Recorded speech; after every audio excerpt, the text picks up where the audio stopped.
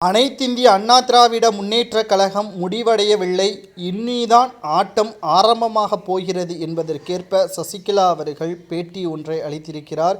இடைத்தேர்தலில் அதிமுக போட்டியிடுவதில்லை என்று எடப்பாடி பழனிசாமி அவர்கள் அறிவித்திருந்தாலும் அதற்கு கடுமையான எதிர்ப்புகள் அதிமுகவின் தொண்டர்கள் மத்தியில் எழுப்பப்பட்டுதான் வருகிறது. குறிப்பாக ஒருங்கிணைந்த அதிமுகவால் தான் இனி வரக்கூடிய தேர்தல்களை தைரியமாக சந்திக்க முடியும்.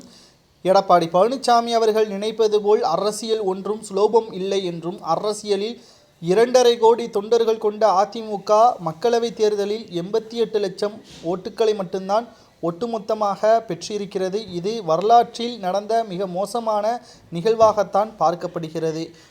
2 கோடி தொண்டர்களை கொண்ட அதிமுக வெறும் 88 லட்சம் ஓட்டுக்களை மட்டும் பெற்றிருக்கிறது என்றால் எடப்பாடி பழனிசாமியின் தலைமை சரியில்லாதுதான் என்பதையும் தெள்ளத்தெளிவாக சசிகலா அவர்கள் வெளியிட்டிருக்கிறார். அதாவது சசிகலா அவர்கள் கூறியது புரட்சித் தலைவர் எம்ஜிஆர் அவர்கள் உருவாக்கிய அதிமுக, புரட்சித் தலைவர் ஜெயலலிதா அவர்கள் சிறப்பாக வழிநடத்திய அதிமுக தற்பொழுது துரோகிகள் கையில் இருப்பதாகவும், அதாவது எடப்பாடி பழனிசாமி அவர்கள் தன்னை அதிமுகவின் தலைவர் என்ற நிலையில் அவர் தன்னை உசத்தி வைத்திருக்கிறார். ஆனால் அதில் செயல்பாட்டில் ஒன்றுமே இல்லை என்றும் கூறியுள்ளார்.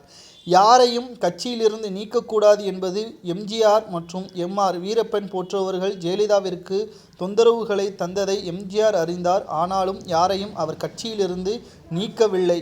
சொந்த ஊர், சொந்த சாதி இல்லை. அதிமுகவில் வாரிசு அரசியலும் சாதி அரசியலும் கிடையாது.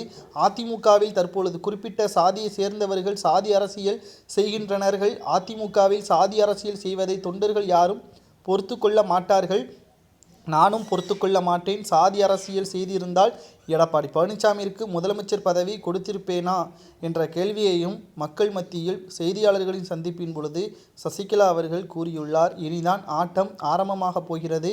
அதிமுக முடிவடைந்து விட்டது என்று யாரும் நினைக்க வேண்டாம். ஏனென்றால் என்னுடைய என்ட்ரி ஆரம்பித்து விட்டது. என் பின்னால் தொண்டர்களும் மக்களும் இருக்கிறார்கள். 2026இல் அதிமுக ஆட்சியை தனி பெரும்பான்மையுடன் அமைப்போம். நான் எப்பொழுதும் அதிகமாக பேச மாட்டேன். முக்கியமான நேரத்தில் தான் குரல்களை கொடுப்பேன். அதே சமயம் இப்பொழுது வந்துவிட்டது. இனி அதிமுக தொண்டர்கள் கவலை வேண்டாம். விரைவில் சுற்றுப்பயணம் செல்ல உள்ளேன். பட்டி தொட்டி எல்லாம் மக்களை சந்தித்து அதிமுகவை மீட்டெடுப்பதற்கான குரல்களை ஒலிக்க வைப்பேன் என்றும் சசிகலா அவர்கள் கூறியுள்ளார். இதனால் அதிர்ச்சியடைந்திருக்கிறார் எடப்பாடி பழனிசாமி அவர்கள். நிச்சயமாக சசிகலா அவர்கள் எடப்பாடி பழனிசாமியை தலைவர் பொறுப்பிற்கு தேர்வு செய்யாமல் இருந்திருந்தால் இன்று எடப்பாடி பழனிசாமி அவர்கள் பொதுச் செயலாளராகவோ முன்னாள் முதல்வராகவோ இருந்திருக்க மாட்டார் என்றும் கூறியுள்ளார். சசிகலா அவர்கள் கூறியது சரிதானா என்பதை கமெண்ட் வாயிலாக கூறுங்கள்.